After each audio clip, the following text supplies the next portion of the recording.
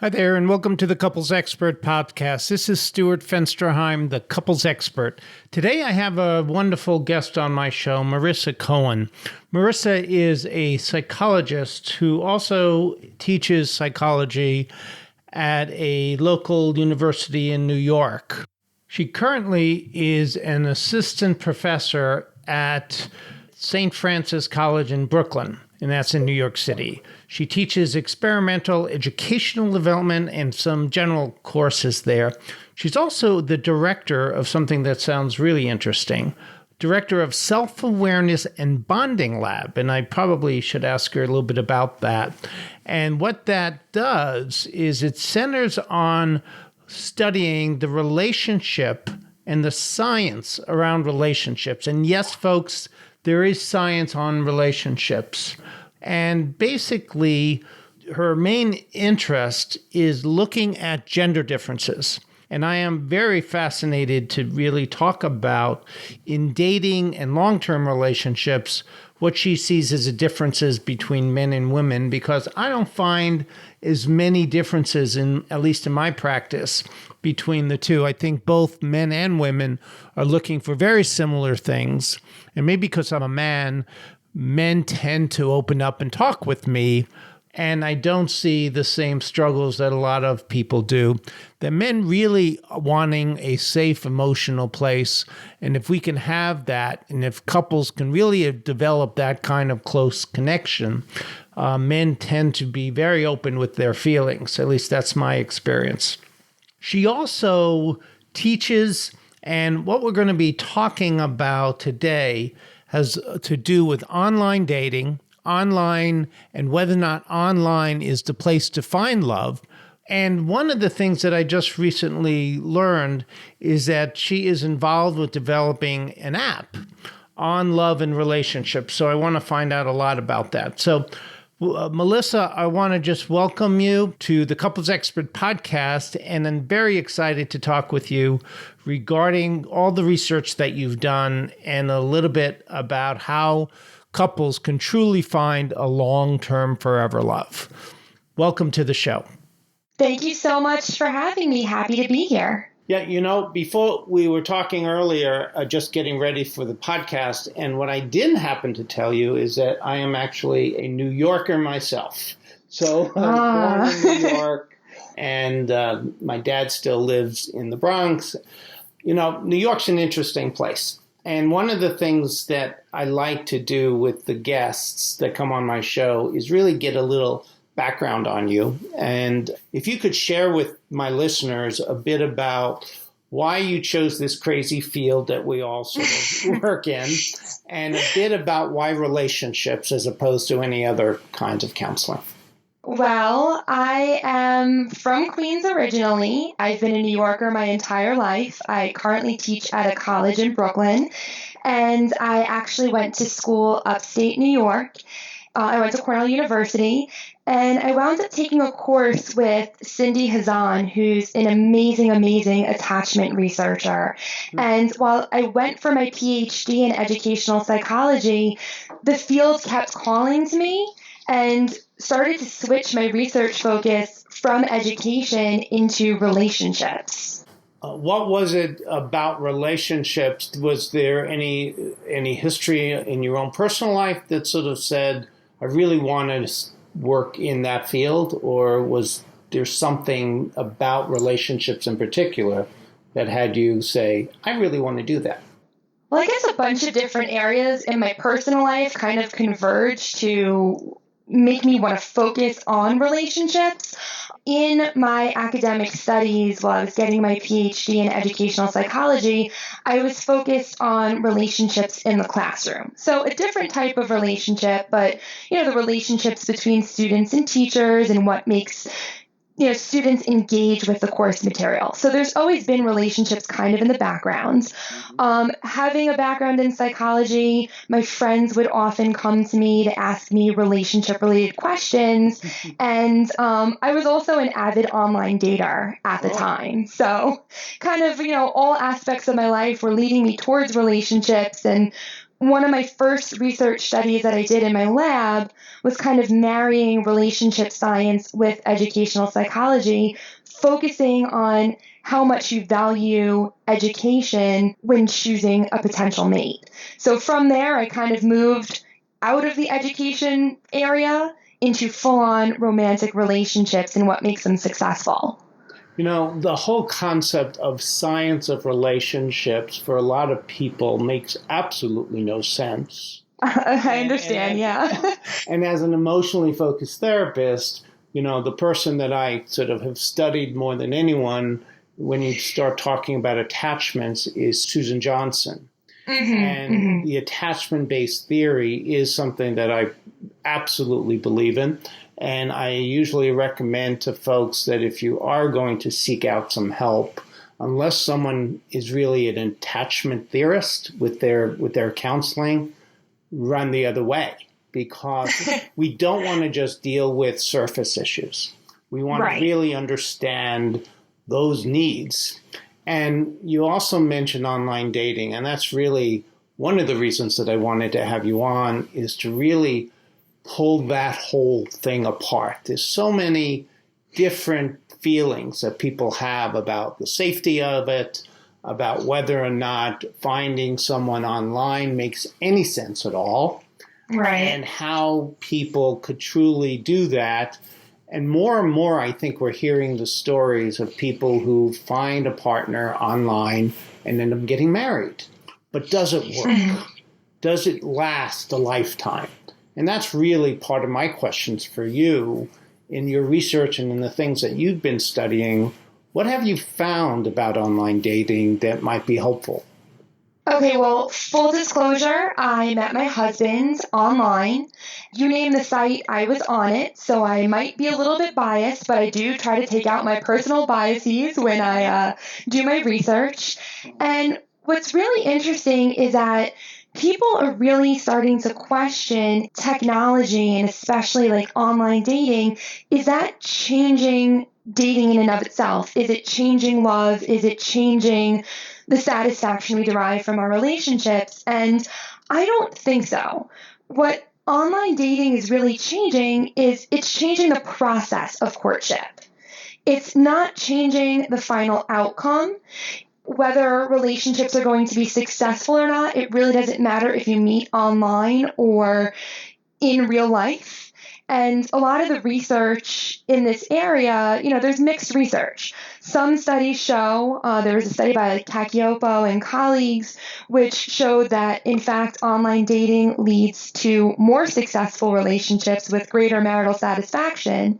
And other studies show that people are more likely to break up if they met online. So it really kind of depends upon the sample and, what's going on, since the research is so mixed. But what it is changing definitively is how we meet one another, just the process of courtship. Online dating is giving us access to so many more people that we might not have necessarily been able to meet in real life, especially if we have crazy work schedules or work non-traditional hours. It's kind of giving us more alternatives to finding your match. So what you're saying is that the research shows both things. One, that you find true love, and one, that you'll always break up, which is sort of interesting. And you were saying it has a lot to do with the samples. Is it socioeconomic? Is it, what is the difference when you've looked at those studies, what is the difference? Well, what's interesting is one study that's largely cited looked at the relationship between online dating and likelihood of then getting married. Was actually had a huge limitation in that it focused mostly on same-sex couples who at the time could not legally get married. So they were saying that meeting online was less likely to lead to marriage, but those were people who at the time could not get married. So that was a major flaw in that study in and of itself. A little bit of a flaw there. Right. But the other research, it's showing that, in fact, if not equal marital satisfaction, relationships that are online are leading to higher marital satisfaction just because it's allowing us to kind of have this additional level of filtering, presenting some of the things that we find non-negotiable early on. So with some of the preliminary work that a lot of these sites do, like questionnaires and really pulling apart some of the things that people look for, we're already ruling out those things that we know already we don't want. Exactly. It's kind of giving us this early filtering process. And you just brought up questionnaires, and I think that that's really important to discuss. Sites like OkCupid, the founder of OkCupid is Christian Rudder, who is actually a math scientist from Harvard, and OkCupid has an amazing algorithm where they're basically matching people, and they give you all of those little quizzes looking at what is your answer to the question, what is everyone else's answer, and how do you want people to answer that question. And in fact, the more questions you answer, the more information you put into the site, the more tailored the matches you get sent actually are. So you should always take these questionnaires seriously, answer them to the best of your ability, and provide as much information as you can, because then I think the site is going to provide you with much more useful matches and useful information. One of the things that I hear from some clients in my office is about how many people lie on those things. Mm-hmm. How do you then know what you're getting? And obviously, once you start meeting someone, that some of that stuff comes up. Right. I think that's some of the bias against online dating is you never know what you really have. Of course. People do lie. I mean, I wish I could say that they didn't, but you will encounter people lying. But people lie in real life too. People might misrepresent themselves when you meet them early on in a relationship, and unfortunately that's unavoidable. But there was a team of researchers at Cornell, and they showed that, in fact, people lie, and they tend to lie based upon gender. Women, on average, tend to lie about their weight.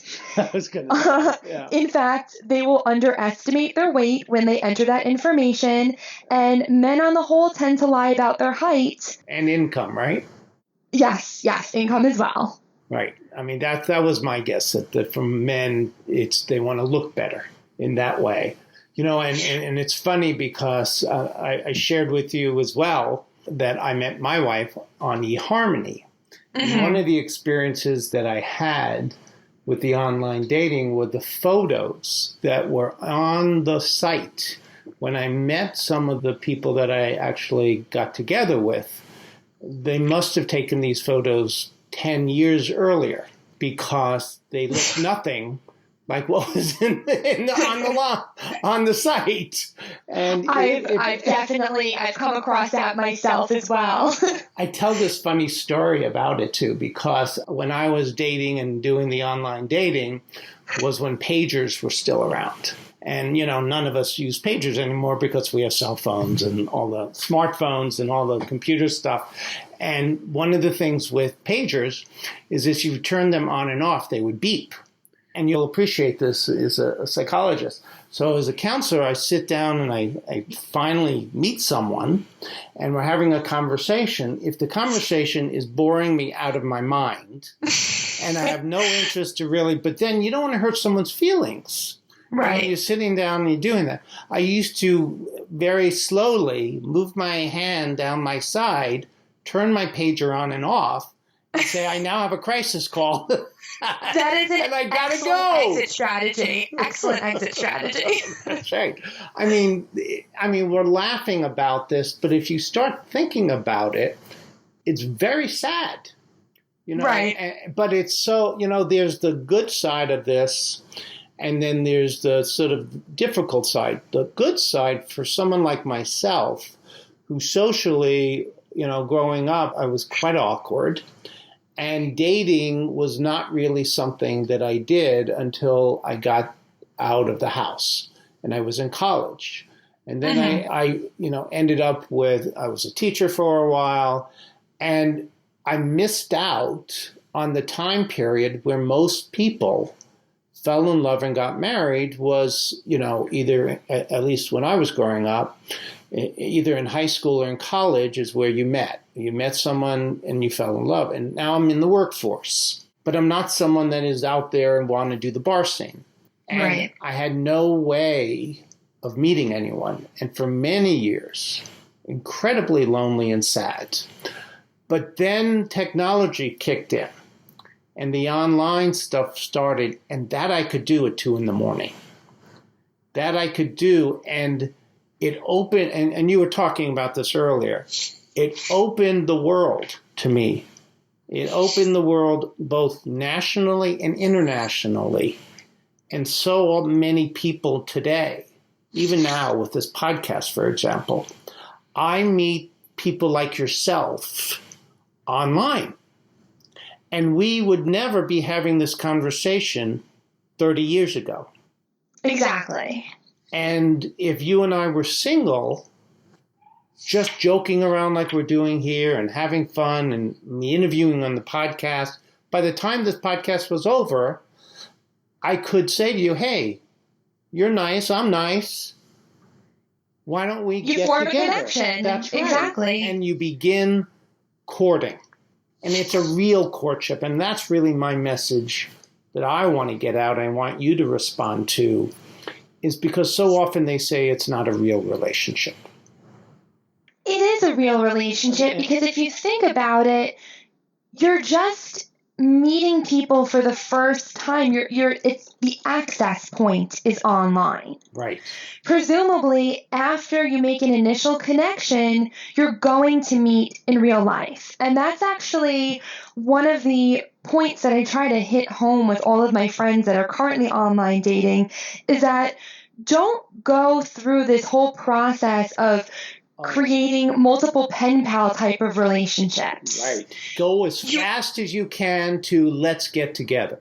Exactly. Have that initial contact, find out that you're compatible, at least on the surface level, and then you want to meet people in person to really get to understand their personality, to really figure out if you're going to be a good match. Because on paper, it could be very different than in real life. So the only thing that online dating is potentially changing is that you might not have this big romantic story that you saw each other across the bar and your eyes met. I mean, it's beginning with a click, but that in and of itself is exciting. Right. And I can't tell you how much fun it is to be at a party and meet these people and say, oh, by the way, my wife and I met on eHarmony. Everyone goes, you did? Wow, tell us more. It's sort of chic. Right. And I agree with you on this whole concept of not waiting too long. What is it about that, do you think? And do you think those that wait a long time to get together and those that don't, the outcome is different? I'm not sure, I can't back this up with data because I haven't actually looked into this specifically, but I think people just get very comfortable in forming these close connections, and you might have a bunch of people when you're forming these, back and forth email messaging type of relationships. These might be people that inherently aren't as comfortable in social situations and meeting people in person. Mm-hmm. So you might never, you lose the momentum. People just kind of get stuck in this back and forth situation. So it's important to kind of break that and meet the person. Where I see the positive possibly is I think one of the things that happen in relationships, and if you're thinking about wanting to have long-term relationships or marriage or whatever, you're hoping the relationship will be an authentic, vulnerable one. And I wonder if, and I do believe this is the case, this is at least my opinion, just from my clinical experience and personal experience, that if you meet someone online, you tend to be much more authentic. There isn't the same need to impress. It's almost more real. I'll tell you my struggles much more if I'm sitting here on a computer than if I'm looking you in the face. And then you'll know what my challenges are. You'll know more about who I am as a person, and you'll see me much more real. Just to play devil's advocate with you, and I hear what you're saying, and I agree that that might be the case for a certain subgroup of people. Mm-hmm. However, your online dating profile, it's the same thing like a cover letter in a way, or a resume, or, the initial interview, in that you're trying to present your best self. And more you're starting to see these agencies that are popping up that are actually catering towards designing people's online dating profiles. Oh my God. People are having others write their profile for them. And I know people, I'm not going to say names, but I know people who have actually done this, who have paid others. The information is all their personal information, but they want to present it in a more witty or clever way. Right. So they're having someone else kind of, finesse the profile a little. And that would be problematic, because if you get attracted to the way in which a person's conveying their information, or what you perceive of as, wittiness, and then that doesn't carry across on your initial meeting, it could be a major letdown. So you have to kind of, be wary of those who might be getting some outside support and help. It's almost like ghostwriting your... Exactly.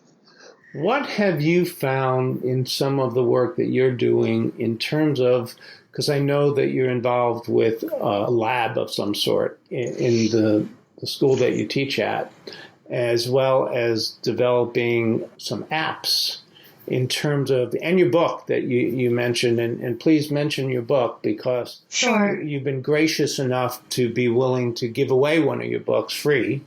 It is From First Kiss to Forever, a scientific approach to love. I love the title. Thank you. The forever piece is the one that I think my audience is most interested in. On what have we learned, or what have you learned through some of your research about how do we go from, first click or first kiss, as we're talking, to that forever love, and how do you go about accomplishing that? Great question. So first, the lab, I'm the director, and I co-founded the Self-Awareness and Bonding Lab at my college, St. Francis College, and our acronym is SABLE, Self-Awareness and Bonding Lab. And we conduct a bunch of studies looking at all different aspects of relationships, people's perceptions on first dates, and I'm actually going to provide that chapter from my book based on my research conducted in the lab for free for all your listeners. Thank you. And really what the book focuses on, and I do have a chapter on online dating in there, is it's looking at relationships from the very beginning to these long, fulfilling, lasting, beautiful relationships. And it's kind of informing the audience with important information from the science of relationships. It's giving them scientific research in an easily digestible way and something that they can apply to their everyday lives. And it even provides some take-home tips and questions that they can use to strengthen not only their romantic relationships, but their friendships as well. Because we're so interested in the self-awareness piece, it's all about understanding what you yourself want out of life before moving into having a successful relationship with others. It's about knowing what you want, knowing what you need, and once you have that, you're able to find someone who matches these desires. Because study after study shows, contrary to popular belief, it's not opposites that attract. We really want people who are similar to ourselves, who have, common viewpoints, attitudes, and belief systems. So understanding yourself is such a key component to being in a happy relationship. And in my book, we have research that we're currently doing, which we're developing an app.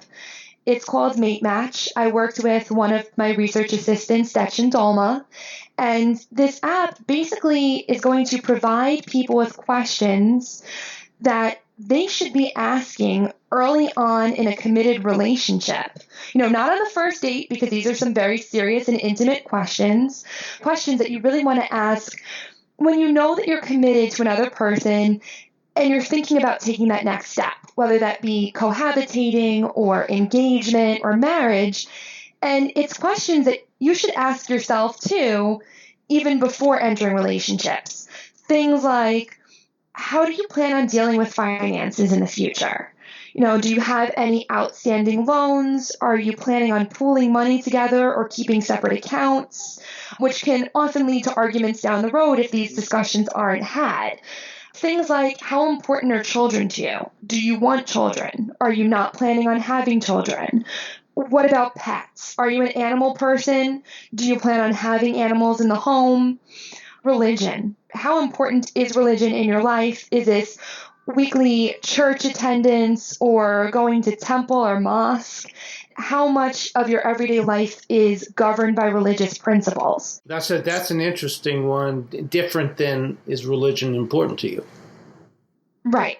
Because it's, how much of your life are you leading based upon, so you might not be religious, but it might be the traditions that are important. So you might not consider yourself a devout Catholic or devout in terms of Judaism, but it's important for you on a weekly basis to go to temple or to go to church. It might be a social outlet for you. It might be important in terms of everyone sitting down for Christmas dinner or going to temple on the high holidays. Even bigger than that is, do you ride on Saturdays? If you're right, Jewish, exactly. Do you practice Shabbat, or is Shabbat just cultural? Exactly. So you don't need to be religious to place importance in religion in your everyday life. And how strict are you to keeping what you have would be an interesting question. If I met someone more religious than I, and I didn't really care too much, I might say, okay, I'll go along with what they say. Or am I someone that's really stuck on my belief system? And that's not just religion, that's in all areas. Exactly. And just relating this back to online dating, that's why it's so important to really take the time to answer these questions and think about each of them in terms of their importance in your own life. Be upfront. You hope that people are being truthful in their profiles. So really, if you say you're not religious, but in fact you are hoping that you meet someone who does go to church every Sunday, answering that you're not religious isn't really being truthful, because in fact it is something that you value and it is important to you. The part that sort of is interesting is taking that, because these are things you're talking about before you go into cohabitation or engagement. But a lot of these questions are the questions before you even get involved. Right. And the app is interesting too, because I could see a use for it for, like, couples come to see me all the time for premarital counseling. This would be an interesting thing to use for those types of couples who are already engaged, who are need to identify where are some of our tricky spots that we want to deal with before we get married. This would identify a lot of those things as well. Right. And the questions from this app, they're all available in one of the appendices in the book. Mm-hmm. And I have questions like this throughout the chapters, kind of urging people to take the time to either think about them and the importance in their own life, as well as in terms of their friendships, their relationships, but really taking the time to answer the questions. Right. So from those questions, how do we then go to forever? Good question. I think forever, getting to the point of forever, is about how we communicate with one another. And communicating to one another our answers to these questions is imperative for a happy and fulfilling relationship. I understand that conversations, surrounding finances are often awkward to have with your partner. But the more you get out in the open, the deeper the understanding you will have of one another. Conflicts will arise. It's inevitable. Every relationship, you're bound to fight at some point, but it's how you fight, how you listen to one another when you fight. And I think that, I follow the research of Dr. John Gottman very closely. And he said that he has a great quote, and I wish I could say it perfectly, but it's along the lines of, relationships are much more likely to end by ice rather than fire. Right. So we tend to think that it's these huge explosions, these blowout fights, or something like infidelity that might rock a relationship. But in fact, more often than not, it's emotional disengagement. It's people just kind of moving farther apart from one another, losing that open communication, and not really coming together as a dyad. And that's why it's really important to, again, I'm stuck on this term communication, but convey your needs, convey your wants, and be honest about them. The way that I love Dr. Gottman as well, but, as an emotionally focused therapist, it's much more an attachment-based theory from a different model. But the two really go hand in hand. And I think part of what you're saying fits so well. It's conflict isn't going to destroy a relationship. Lack of repair will. Exactly. So how much you fight isn't the problem. It's what do you do when you fight? What do you do after the fight? Do you heal? Do you repair? Do you recover? And do you do it as a couple? Exactly. It's important that you're both on the same page throughout your relationship. And if both people are working toward really being the best that they can be, not only for themselves, but for one another, that's really where it comes from. Exactly. And that's why I think there's so many people who, when you learn where love and relationships really happen and how you have long-term relationships that last, is about vulnerability and authenticity and being who you are and sharing who you are and believing that your partner sees you as the one person in the world that has their back. When you have that, and it could start with a click, or it could start with a phone call, or it could start with eyes across the room, when you begin to take whatever way you meet, online or not, and then establish these questions for yourself, for your partner, that's really what it's about. Exactly. I couldn't agree more. It's not even about how it starts. It's about how it progresses and how you're building this shared life with one another. Being there is a sense of support as you grow together. I just want to thank you so much of giving of yourself, your time. You clearly are someone that cares about what you're doing and is putting a lot of time and energy in helping others, developing an app. What I'd like to end with is one question more about you and about your own learning. And I like to ask most of my guests this because I know I ask myself this all the time, which is in the work that we do, since it's so personal and you have to sort of relate it to your own life in so many ways. What have you found, or what have you been surprised by in your own learning about yourself and relationships through your work? Oh, it's hard to pick just one. Well, just any. It's, a lot of the research that, as I'm developing my own studies, I read so much about what others have done in the field.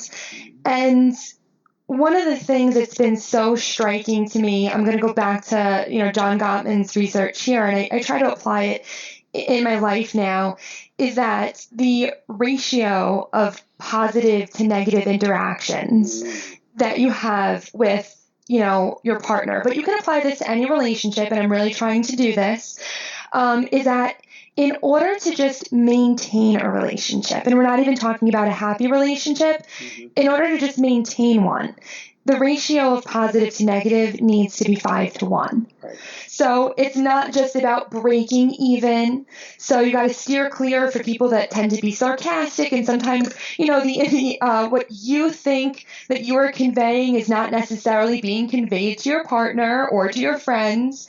That you really need to kind of stack the deck towards the positive.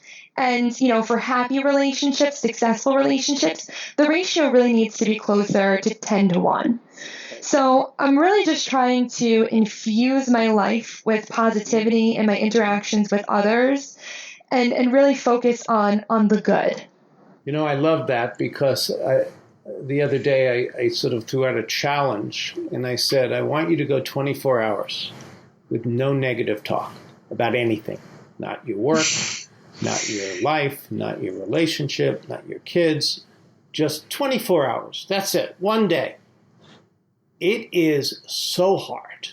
I completely agree. It is very challenging. Go 12, go 5. And we don't recognize just how pessimistic most of us are. And if you become the optimist in your relationship, if you become the person that turns to your partner and says, no, don't be so hard on yourself, or your partner does something and you decide to have an intentional relationship where you're going to intentionally look for the positive perspective in it, you wouldn't recognize your relationship in 30 days. I completely agree. And a lot of times we think that we are communicating the positive. That's right. But, like saying, taking the time to go and say, I love you. I appreciate that you took the time to write me this email or give me this card and really express your gratitude. So important. Right. And even deeper than that is to turn to your partner and say, because you're in my life, my world is better. Aw, beautiful. I just want to thank you one more time. And thank you, Marisa, for giving of yourself, your time. And I want to thank all of you for joining me again here on the Couples Expert. And we'll see you all next time. And please stay connected. Bye-bye.